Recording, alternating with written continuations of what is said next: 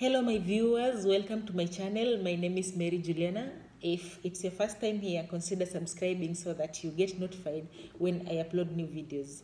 And if you are my subscriber, thank you so much for coming back. So today let's talk about things that you should avoid while working in the Middle East. Expectations. You should not have expectations while working in the Middle East. Okay? Because, why am I saying so? Because some people come here and maybe they have been mingling with people who are already working in the Middle East, and you come here expecting that you will find similar environments, similar working conditions like your friends. Well, I'm here to tell you that it's probably impossible. It's almost impossible to find similar working conditions as your friends who are working in the Middle East. Why am I saying so? Because you find that someone is here, is taking care of small kids, okay? And maybe when you come, you'll be taking care of a sick person. Or maybe you will find a home that doesn't have small kids, everybody's a grown-up, and you'll be doing only cleaning. These homes are different. They are not the same, okay? Some homes have small kids, and you have to take care of the small kids and do the cleaning and maybe do the cooking.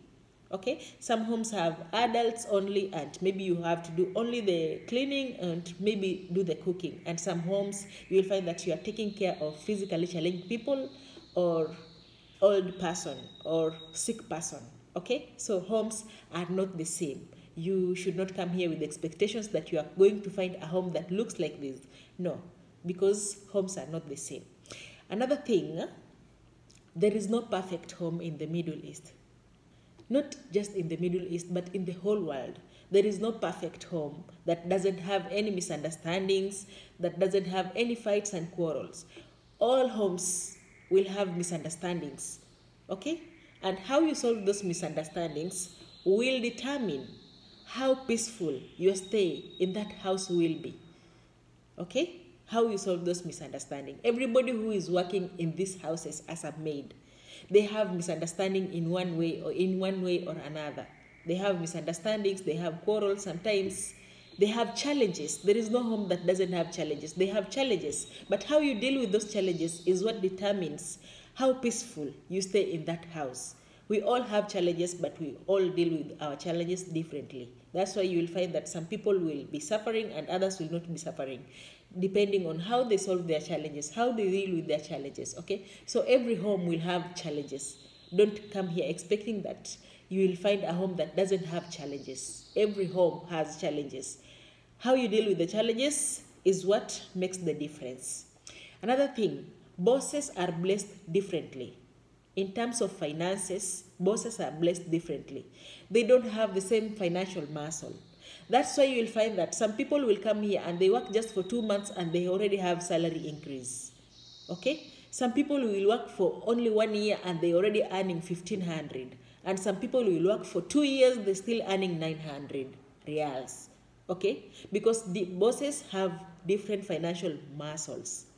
So don't come here expecting that because your friend told you she had a salary increase and she's maybe earning 1,500, so you will come here and start working maybe and expect to earn 1,500. Maybe the bosses she's working for are very rich, okay, and they don't have a problem with money. They can add her salary, and maybe when you come here, you will come to a family that is middle class and they cannot afford to give you 1,500. And now you become mad and, start giving them stress. As long as you're being paid the salary that is on your contract, everything is okay. Any other additional, it depends on the boss, okay? It's not your right, by the way. It depends on the boss. Maybe if you finish your contract and you want to extend your contract, now you can negotiate. You can tell her, maybe I want to extend my contract, and you sit down, you decide, I want you to add me this amount of money. If you don't agree, you go back to your country and go to another country. Or maybe if you don't want to go to another country, you can come back and try your luck in another house. Okay? Another thing, bosses have different characters. Bosses have different characters. How your friend deals with her boss should not be the same way that you deal with your boss, because they will react differently. Maybe if she's not given salary, she stops working. Okay, she strikes. She goes on a strike and stops working. And maybe you are not given salary and you want to do the same. And you find that maybe your boss doesn't react in the same manner. Maybe he will deny you food because now you are not working.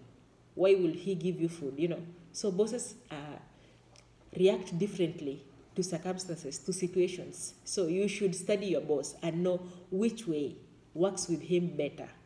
Okay, don't copy your friend because you are dealing with different people. Another thing, being gifted. Let me talk about gifts. Being gifted depends on your boss. Okay, being gifted depends on your boss. Some people work here for 2 years and they don't receive any gift, and some people get tips on weekly basis, on monthly basis, on every occasion they are gifted. Okay, so don't get jealous if your friend gets gift and you are not getting any gift. Okay, just pray to your God that next time maybe you get a better boss or a kind boss. Okay, so don't get jealous because even you have not gifted your kids teachers back in your country. So I don't see the reason why you should be mad because you didn't get a gift. Okay, a gift is just a sign of a kind gesture. It's not compulsory.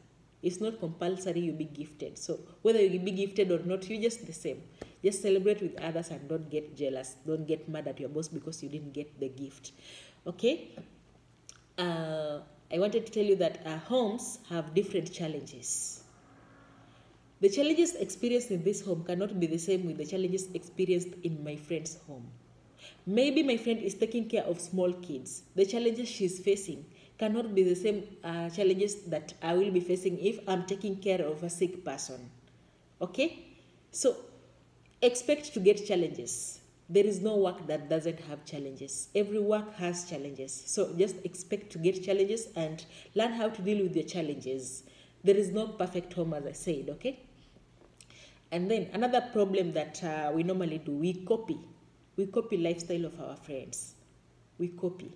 Every home has their own rules, different from the other one. Like, for example, where I'm working, you don't use phone while you're working. Okay, you keep your phone in your room, you finish your work, then you come and pick your phone and you use it. In other homes, the boss doesn't have any problem with the phone. You just work with your phone. Okay, as long as you do your work correctly, you can work with your phone. And other homes, they don't open Wi-Fi.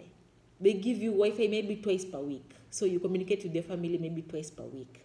And other homes, they don't give you Wi-Fi, like you buy your own data. Okay, you buy your own data. So if your boss has told you that I don't want you to use your phone while working, like you should use your phone in your room, respect that. Don't copy your friend that told you that I use my phone everywhere. That is a different house, a different boss with different character, different from your boss. Okay, so if you want to have a peaceful working environment, listen to your boss and do what he is telling you, because that is his house and those are the rules in his house. Okay, if you want to copy your friend, you will find yourself in trouble, because those people are two different people with different characters. Another thing, these bad friends. You come here, you're just a good girl or a good man, and you socialize with bad friends that have bad character. Okay, for example, this person depends on their parents. We have some people here who just came for adventure. Okay, just to have that feeling of boarding an aeroplane. And we have those people that their problems brought them here. Their family depends on them. We have people who depend on their family, and we have people that their family depend on them. Okay, so if your family depends on you, don't copy what your friends are doing, especially if they depend on their family. Okay, maybe they're just working and their money is their money. They can buy whatever they want with their money. Nobody's depending on them. Okay, maybe you'll find others, they are drinking alcohol, and now you want to copy that lifestyle. You'll end up the loser, because your family is depending on you and your family will suffer, and then they are depending on their family, so they don't have anything to lose.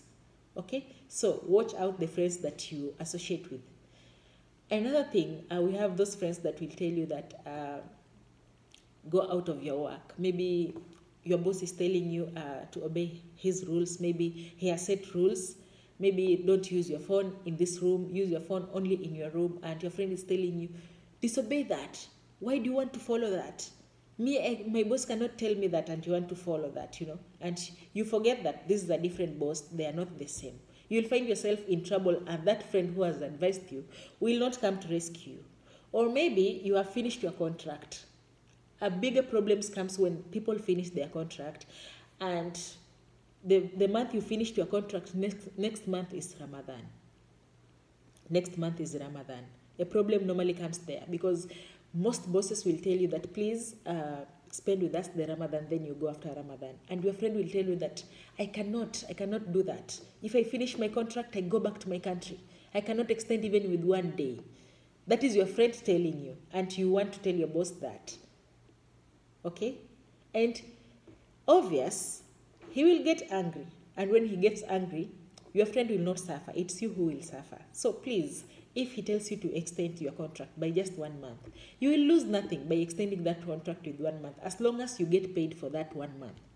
Okay? So especially those people who came here 1 month to Ramadan or during Ramadan, just know that you will go back to your country after Ramadan for a peaceful travel.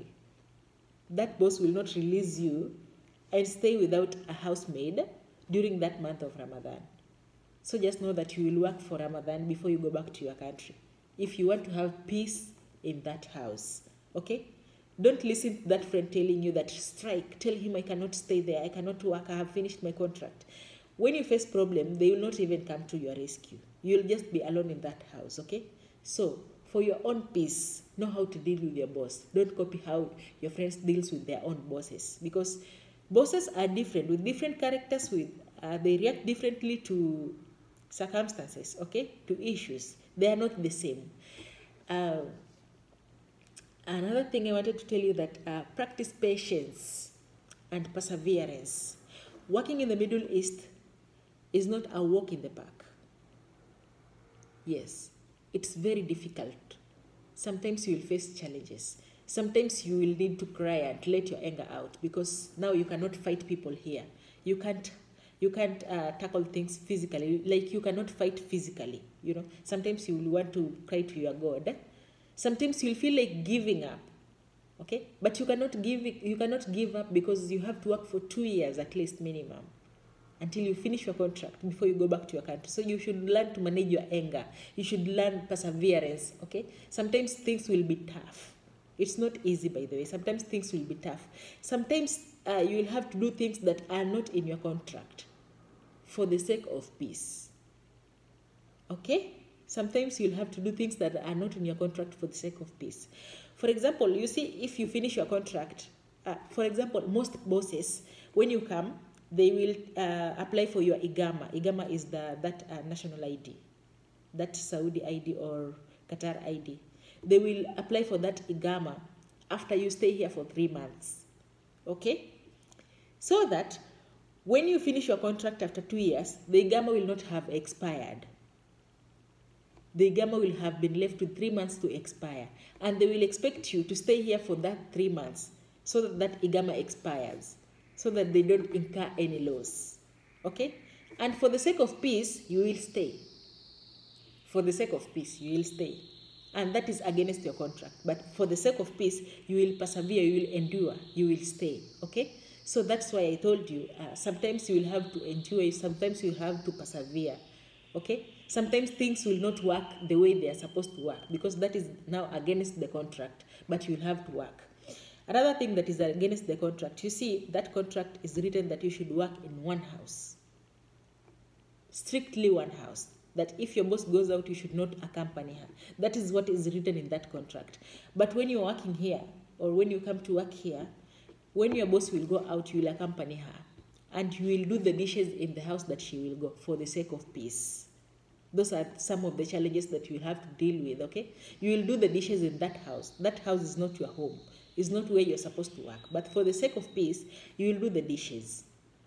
Another thing, you see, your contract is written, when you finish your 2 years, you're supposed to be given 1 month vacation fee. Yes. I'm telling you, if there are people who have been given that money in these countries, maybe those one who are working in the companies, but not the housemaids. If you have a housemaid that has been given that money, might be maybe 1 out of 1,000. The bosses behave like they don't know that thing, but they have the copy of the contract. It's written there in Arabic. They understand that after 2 years, they have to pay you 1 month vacation. Whether you are going to your country, whether you are coming back or not, they are supposed to give you 1 month vacation. Paid vacation, I mean. They are supposed to give you 1 month salary for vacation. Whether you are coming back or whether you are not coming back, it's in the how do you call it? I forgot the name. It's in the contract. It's your right to be given that money, but you will not be given that money. Another thing, you see, the working hours. You are supposed to work for maximum of 12 hours, but some days you will find that you are working even for 20 hours, especially when we have visitors. Yes, you'll work even for more than 20 hours. Yes, but at least once in a month or twice in a month. So you will have to endure, you'll have to persevere, okay? Sometimes you will have to do heavy work, but not every day. So you need to persevere, like close your eyes and tell God, give me strength to do this, because it's not easy. It's not a walk in the park. But at the end of the day, you'll enjoy your fruit, okay? Because hard work pays, and working in the Middle East is very hard. It's very hard, like staying away from your family, enduring the challenges. Like you don't even have a space to go and cry and let out your anger. Like if they make you angry, you just have to be angry and still work. Okay, so it's not easy, my dear. So you have to persevere. You have to put God first, and everything will just run on smoothly. Okay. Thank you so much for watching, and if you haven't subscribed, kindly consider subscribing so that you don't miss out on the videos. Thank you.